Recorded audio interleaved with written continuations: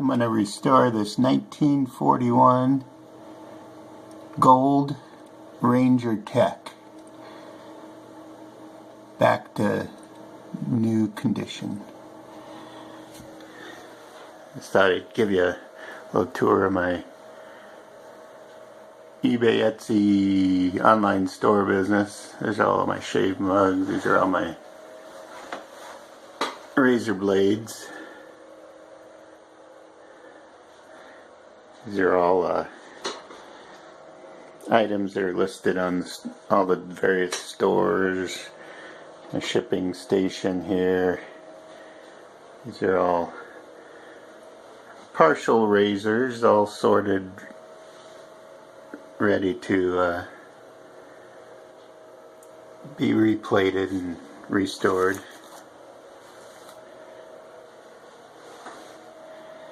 This is all my plating equipment here.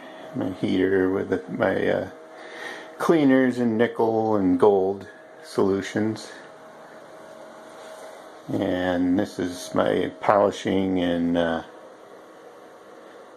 restoring station. I use a combination of Dremels and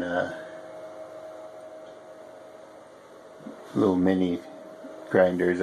I don't use the buffers much anymore. I do it mostly with by hand. There's some of my different bits and things like that. I use the same stuff you would get your teeth polished with.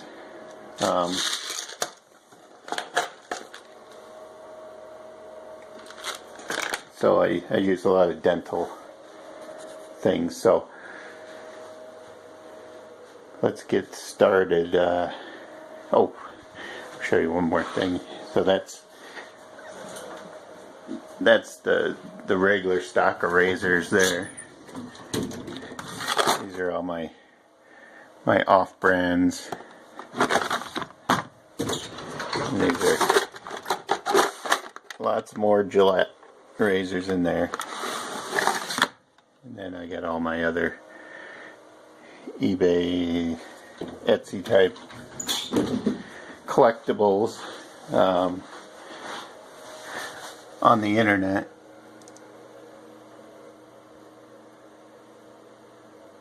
Backroadsgold.com, and that's where you'll find our vintage shave shop.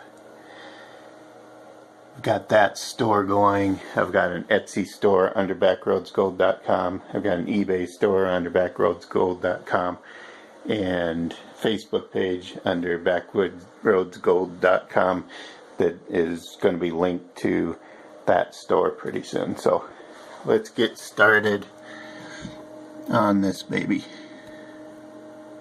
Thought I'd show what it looks like. One thing with these razors, if people leave the razor blades in, they'll tend to rust, and that'll get underneath the plating. It'll cause pitting. Once you take the plating off, you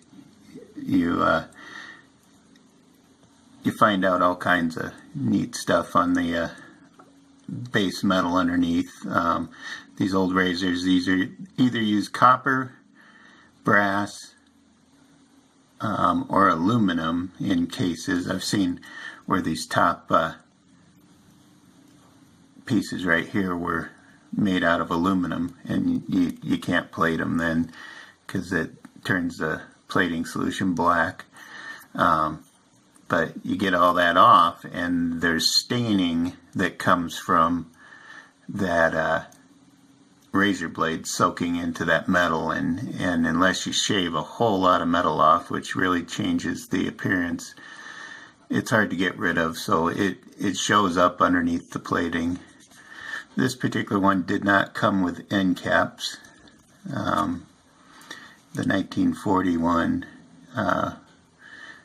Ranger Tech was the precursor to the Super Speed, and the difference is this knurling right here. There is none. It's just smooth. right there. The super speeds, that'll be knurled there. Here's what the underside looks like. So we need to restore this so that these letters aren't rounded off, that they're nice and deep, that the gold plating gets to the bottom of the letters. So you want to protect that at all costs. I'm real careful doing that. There's also, I'm not sure if you can see this, the patent information.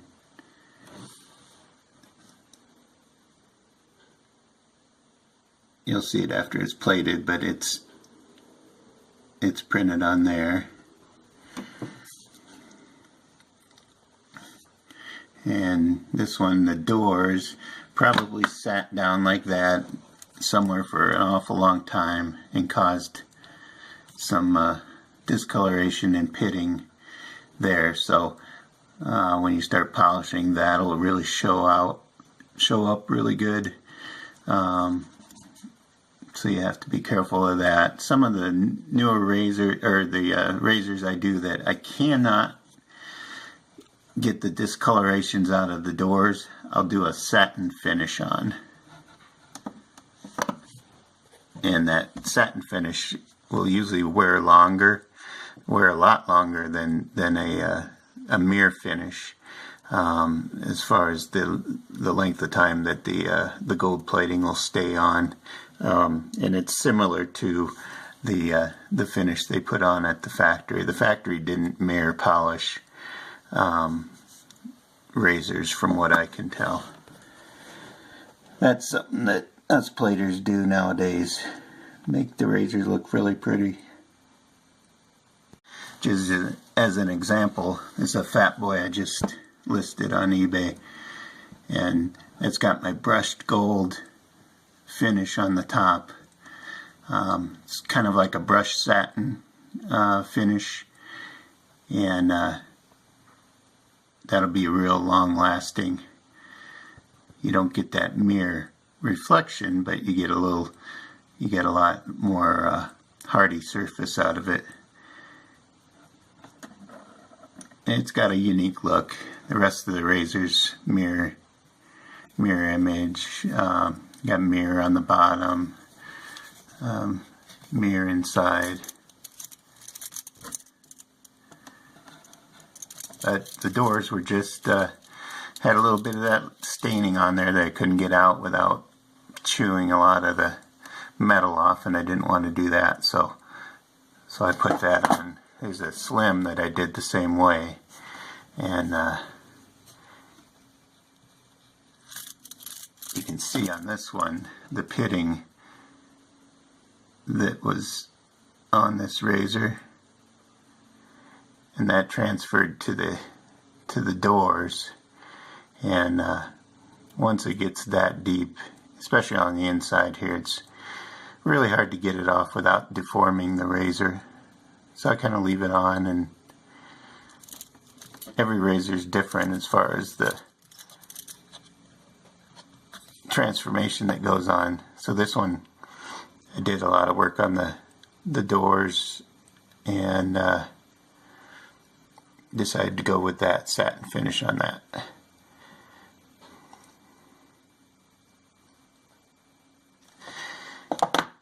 My hope on this one, though, is to do the mirror finish on the whole thing. So we'll see what we can do. Oh, I've been at it about 15-20 minutes, and my first step is to remove all that gold plating that was on there, and take out any scratches, you know, that can be seen at that time. But I have not used anything but a mild abrasive with a dental round brush and a dental Profi brush at this point. So I'm going to go wash this up, and we'll see what that looks like prior to doing any light buffing that might be needed, or hand buffing. We'll see what it needs after I'm done with that. This will bring out all the stains in the metal, any discolorations that'll show through on the plating, any pitting that was underneath the original plating. You'll be able to see that really good. So right now it's been stripped. I used to use a chemical stripper, but I found out that the chemical stripper that you use to take gold off, that you have to be so careful, and it's so hard to get the timing down on it. It will eat into brass and copper, and at least give it a haze or a discoloration that will show up in certain lights underneath your gold plating. So I switched to not doing that. It was kind of a sulfuric acid type mixture, and came up with a better process to protect the lettering and give it a good finish while still taking off the gold. I have to say that this gold that's original from Gillette comes off very easy with. You can take it off without abrasive. You could just use the dental brush on it and it would come right off.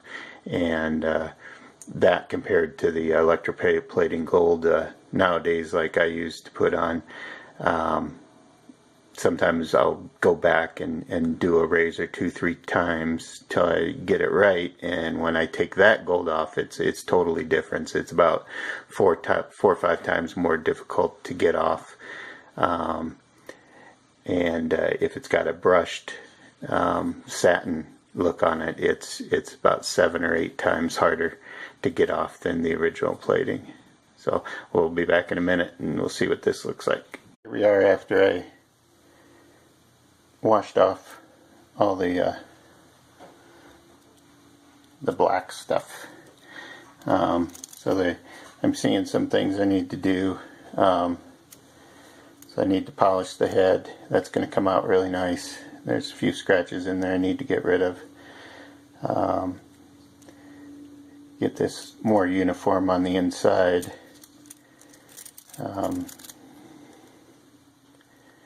The underneath is looking pretty good. That'll just be just a uniform.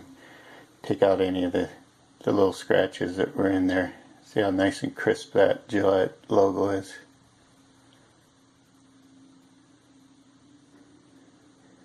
There.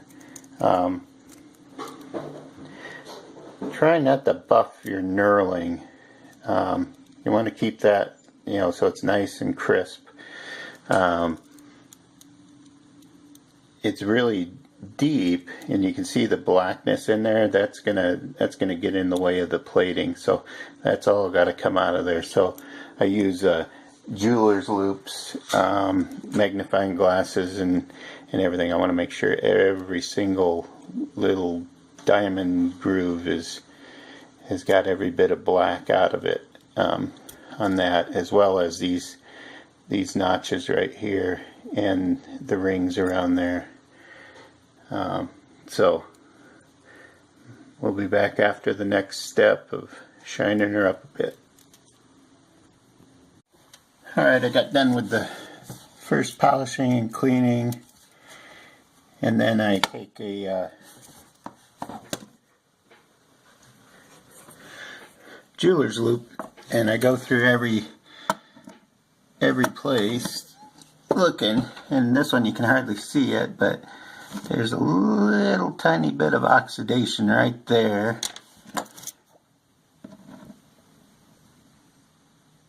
that I got to try to get out. And then in these little crevices right here, if you have any oxidation there, that can affect the plating. The knurling's looking pretty good. It's stained. It's clean, but it's stained. It still looks like that's dirt, but that's the staining that I always talk about, that's into the metal. And in order to get that out, where we got that out here, you gotta polish it and buff it. Well, you can't do that on the knurling, or it's going to smooth out the knurls.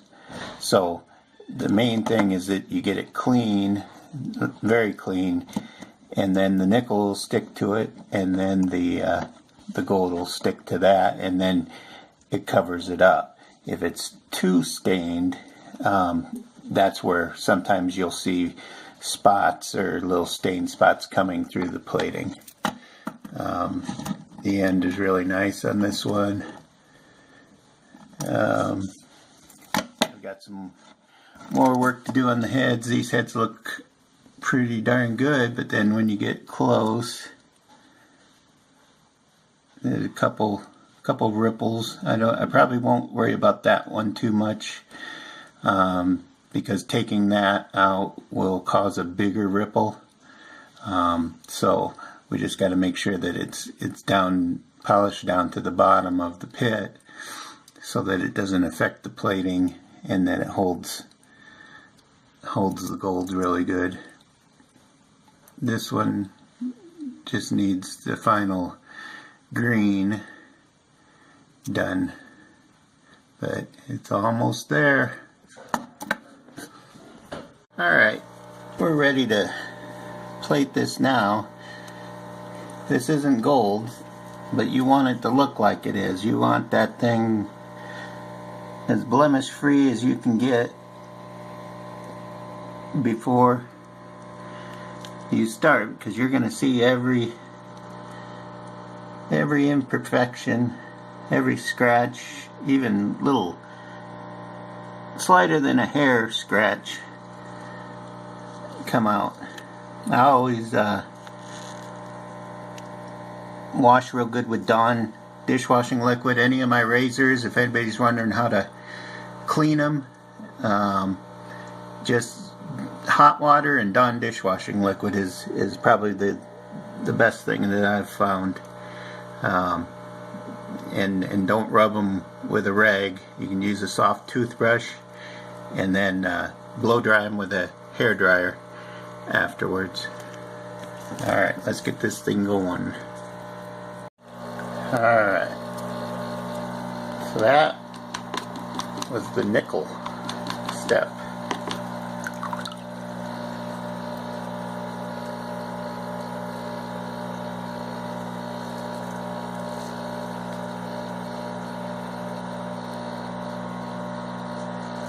That looks pretty good. A little bit of that staining showing through on the handle.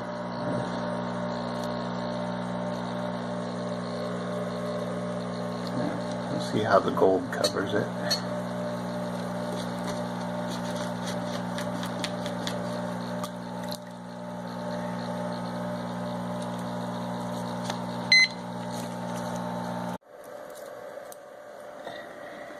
And there's the gold.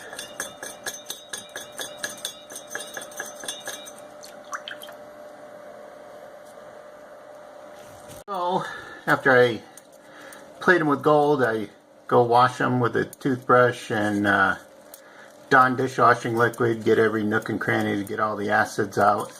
And then I take a hairdryer to them and dry them really good, give them a good inspection. This one turned out about 95-96%. I'll guarantee you they didn't look like that out of the factory.